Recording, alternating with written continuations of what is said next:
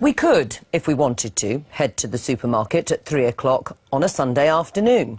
But could we get an appointment to see our GP then? Or have a routine NHS operation on our knee? Probably not. But all this could be about to change under plans by the Health Secretary Jeremy Hunt to make care in the NHS in England truly 24/7. In fact, data shows that mortality rates actually increase during out-of-hours provision. But doctors say the proposals won't work in a service already overstretched. Former doctor and author of NHS SOS, Raymond Tallis, gets on his soapbox.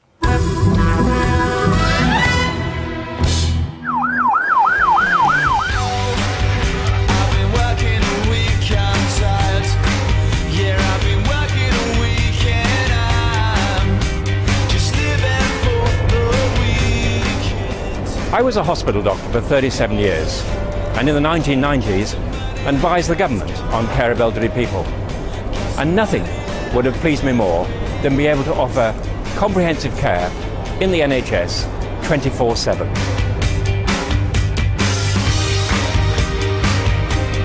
Surgeries will be open 7 days a week, so patients could see their doctors without missing work. In NHS hospitals, the care on a Sunday night will be just as good as the care on a Wednesday morning. This would not only be patient-centred, of course, but also staff-centred, because it would make it easier to deliver, promptly and safely, everything we want for our patients. But it would be irresponsible to support Secretary of State Jeremy Hunt's call for a 24/7 Tesco-style service at present. Here I've been working a week, 5 hours, just living for the weekend. Why? Well, the NHS is facing £20 billion worth of cuts. Massive staff reductions, closure of A&E, and closure of some hospitals. And all of this in the context of the most expensive and disruptive re-disorganisation in its history. No wonder services are overstretched.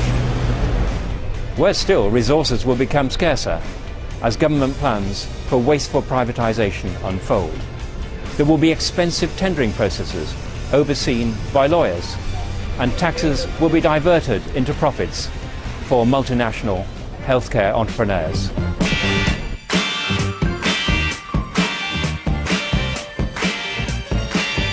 Any extension of services, something that the vast majority of doctors support, will mean endangering what is currently on offer. In other words, upgrading services at the weekend may mean downgrading the services during the weekday. Doctoring is a more complex and serious matter than shopping.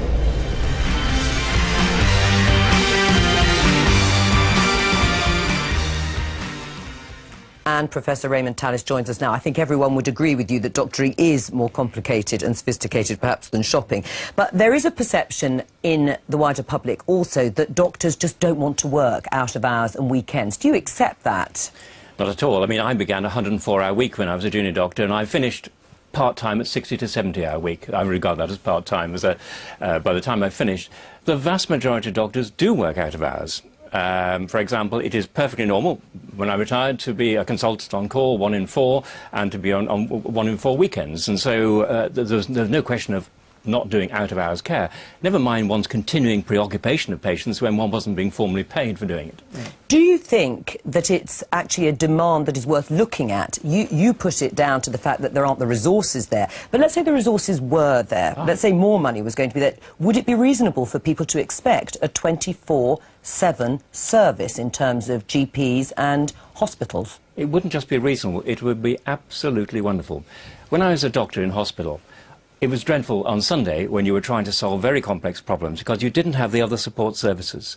When you were trying to communicate with primary care, there wasn't the kind of level of support at the weekends in the weekday. So, as I've indicated in the clip, it would be fantastically staff-centred as well as patient-centred. We would be far less concerned, but it requires enormous amount of resources at a time when the resources are being squandered by the present coalition's policies. Do you accept that actually if more money was put into the NHS or perhaps the resources were spent more wisely, you could have a more even service spread across 7 days? There is more money being put in the NHS, £12.7 billion during this Parliament, so there is more money going in. But nevertheless, you've got to look at the root causes of this. The majority of the NHS workforce, nurses, physio, a lot of people work on a 24-hour basis. And there's a particular issue about, extending GP hours and consultant hours, because the previous contract negotiated with the Labour government on both of these saw, for example, the average GP now earns £108,000.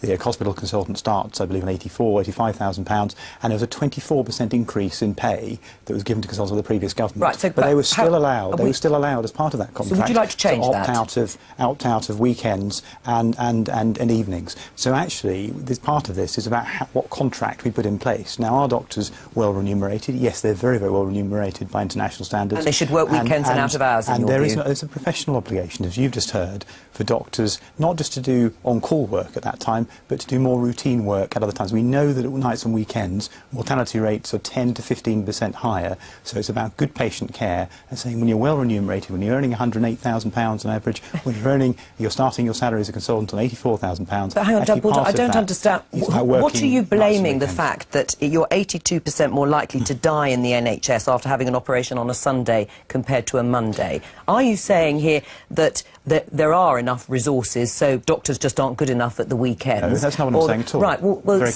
somewhere there's a problem, isn't there? Because otherwise, why are you 80%? The problem is the contracts that were negotiated with the previous government allowed consultants to opt out of weekend care, and that meant, and we know that actually consultant-led care, rather than consultant-led care is safer care and better care, and that's something that we need to see more of, not just during the weekdays, but actually in the evenings at weekends. That's good patient care, and it's good actually professionals acting with professionalism. What about, yes, Rosa, what do you say to that? I think there's two confusions of what Dr. Poulter said.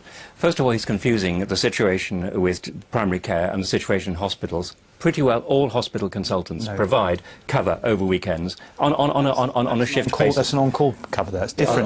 But actually being at the hospital. It's not actually being at the hospital delivering care. It's actually providing on-call cover. That's very different to providing routine daytime care. I can only speak for myself and my colleagues, but over the years. But the other thing is that there is only a certain number of hours an individual doctor can work. It is highly inappropriate for a doctor to work a 100-hour week, as I did when I kicked off. So we will still need more doctors. You can't just say spread Dr. X over a 168-hour week. You just can't do it. So you still need more doctors. And there is a recruitment problem. We're not going to get those doctors online. We are recruiting more consultants. The more consultants have been going to the workforce. The previous government started that because they recognise that consultant-delivered care is better care. It's exactly what we're both talking about. And that means that we need to have more consultants working at weekends and out of hours. It's also the case that we need to have a GP system that doesn't just look at daytime care, but actually provides care in the evenings and at weekends to keep patients more out of A&E when they don't need to be there and take pressure off hospitals. Well, you're the government, make it happen. Well, we've got to renegotiate the contracts we've inherited from the previous government that gave doctors massive pay rises, 3 years. that reduced productivity. Well, the contracts, of course, some of these contracts come around in a 10-year cycle for renegotiation. Right, just finally, briefly. Let me give you an example. City and Hackney, idealistic GPs wanted to claw back their opt-out, they opt-out from providing out-of-hours services. The existing private provider was awful, and the public and the doctors all agreed with that. They tried to buy it out, and they were prevented from doing so. The rules laid down by the previous government. We're going to have to finish it there.